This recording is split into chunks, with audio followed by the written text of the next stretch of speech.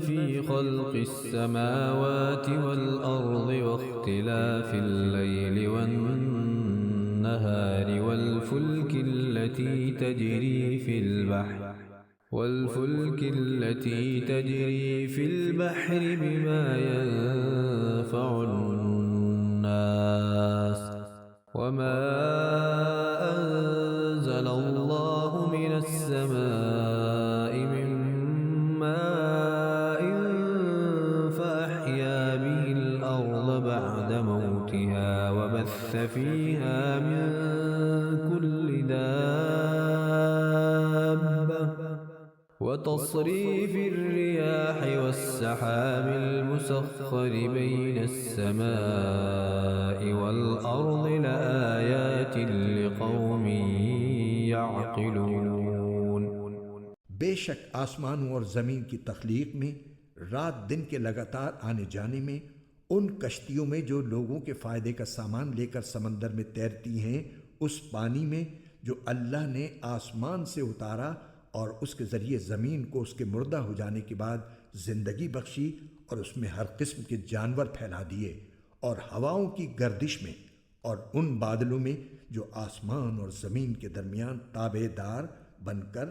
کام میں لگے ہوئے ہیں، ان لوگوں کے لیے نشانیاں ہی نشانیاں ہیں جو اپنی عقل سے کام لیتے ہیں۔ اللہ تعالیٰ نے قرآن کریم میں جگہ جگہ کائنات کے ان حقائق کی طرف توجہ دلائی ہے جو ہماری آنکھوں کے سامنے پھیلے پڑے ہیں، اور اگر ان پر معقولیت کے ساتھ غور کیا جائے تو اللہ تعالیٰ کے وجود اور اس کی توحید پر دلالت کرتے ہیں۔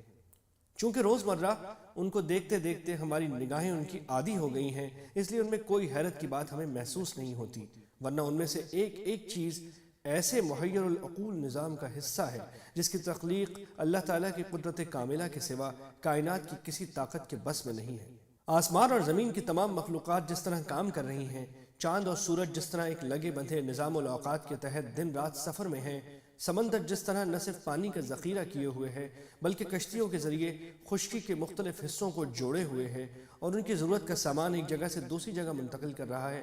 بادل اور ہوائیں جس انداز میں انسانوں کی زندگی کا سامان مہیا کر رہے ہیں، ان سب چیزوں کے بارے میں بدترین حماقت کے بغیر یہ سمجھنا ممکن نہیں کہ یہ سب کچھ خود بخود کسی خالق کے بغیر ہو رہا ہے۔ مشرکین عرب بھی یہ مانتے تھے کہ یہ ساری کائنات اللہ تعالیٰ کی پیدا کی ہوئی ہے، لیکن ساتھ ہی وہ یہ عقیدہ رکھتے تھے کہ ان تمام کاموں میں کئی دیوتا اس کے مددگار ہیں۔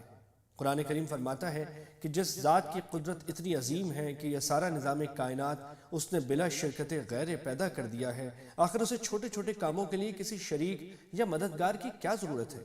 لہٰذا جو شخص بھی اپنی عقل کو کام میں لائے گا اسے کائنات کی ہر چیز میں اللہ تعالیٰ کی توحید کی دلیل نظر آئے گی۔